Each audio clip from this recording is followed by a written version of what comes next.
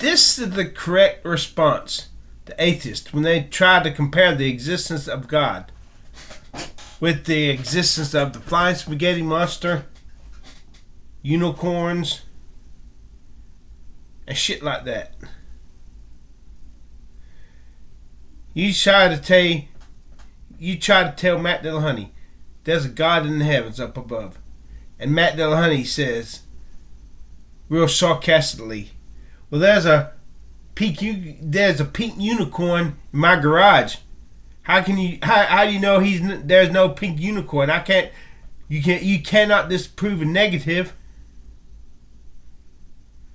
You can't prove there's no pink unicorn in my garage. So therefore, there's neither a God nor a pink unicorn in my garage." Or they call God really arrogantly the Sky Daddy. They say, "Oh yeah, and I met the flying spaghetti monster too." What you do is ask him, why should there be a flying spaghetti monster? Why should there be? What would be the reasonable cause would there to be a flying spaghetti monster in your fucking garage? We know that people eventually came up with a flying spaghetti monster. People eventually, in their sarcasm, came up with the concept of a pink unicorn to mock God. Why should there be a such thing as a pink unicorn? Science said there's no science that predicts or postulates the existence of such. We know that when you say a pink unicorn, that was made up by people who want to make shit up so that they can mock the existence of God. The flying spaghetti monster. Why should there be a flying spaghetti monster? First, what the hell is the flying spaghetti monster? Let's say, as reasonably would suggest, a monster made of spaghetti that flies. Why should there be such a creature? Spaghetti is not living tissue. Science has never found a creature that grows as living tissue, spaghetti, and can fly. Why should there be a God? There's a huge hole in why there should be a God. Why the hell are we here? Why is there something instead of nothing? Aaron Rock caught your fucking ass. You and Matt Dillahunty caught your fucking ass out on a space mission and go out of motherfucking space and see the wonders and utter beauty of the universe. I guarantee you, your punk ass will have second thoughts about maybe there is a God. This is too beautiful. This is too complex. And you're telling me, Aaron Ra, the universe is eternal.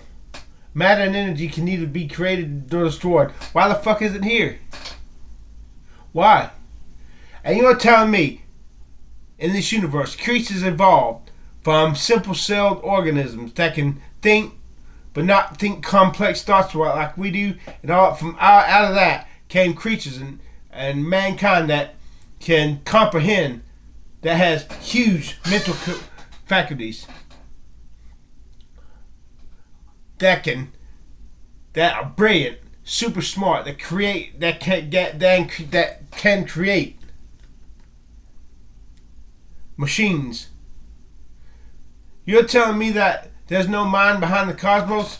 Aaron Ross says there has to be a consciousness behind the universe.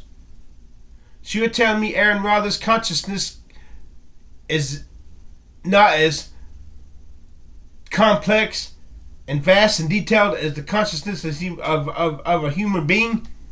You're a dumbass. It has to be the consciousness behind the universe has to have a mind with the capacity much greater, much more intelligent than our minds.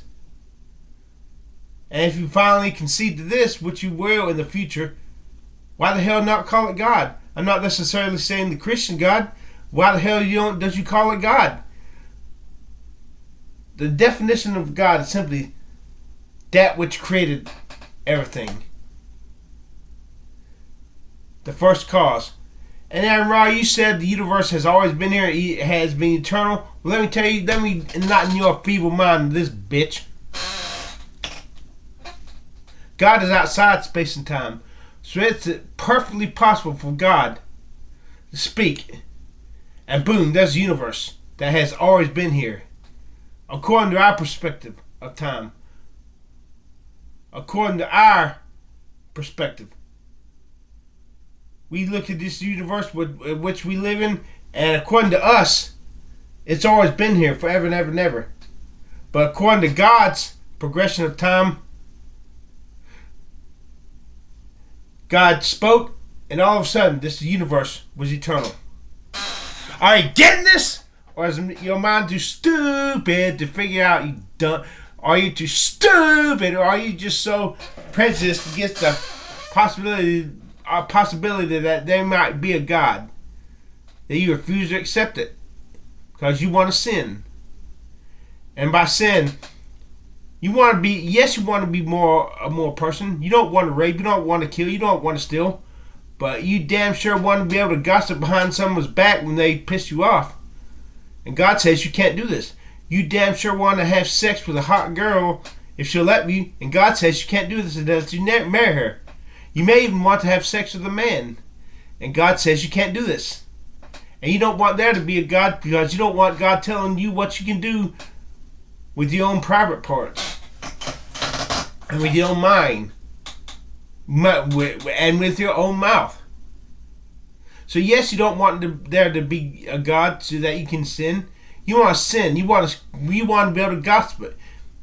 You want to be able to cuss like a goddamn motherfucking shit-sucking sailor. God fucking damn it. Guess what? So do I. I have to ask to God for it. Right now, I'm pissed off and I just don't give a good God fuck. So the short of this, if somebody postulates something stupid, ask them, why in the hell should it be this such? Why in the hell should there be a God? Because if our minds are super complex, and as Aaron Ross says, there is a consciousness in the universe. This consciousness surely has to be better than our consciousness, higher, more intelligent, more vast than our consciousness. So why the fuck don't you call it God? Oh, you don't like the connotations that has. That troubles your waters, bitch. Well, get used to it. There is a God, bitch, and you're gonna meet him one day, bitch. And what you gonna do when you stand face to face with God? What you gonna do? Are you gonna wrestle his ass to the ground, or is he gonna throw your ass in the lake of fire? Look, I don't want you to go to the lake of fire, but if you're gonna be an asshole, yes, I do want you to go to the lake of fire until you stop being an asshole. Unloving, unkind, hateful people deserve to burn until they stop being hate. And if it takes them forever and ever to stop being assholes, let them burn forever and ever and ever. So that the good people can thrive and survive and not have to live with assholes. So Matt Dillahunty tells me, Chris, there's a flying spaghetti monster in your room. You just can't see them. Ask him, why in the hell should there be an invisible flying spaghetti monster? I tell you, there's a God. And you tell me, Chris, why in the hell should there be a God? And I say, because there's something instead of nothing. Do you get the fucking picture, cunt?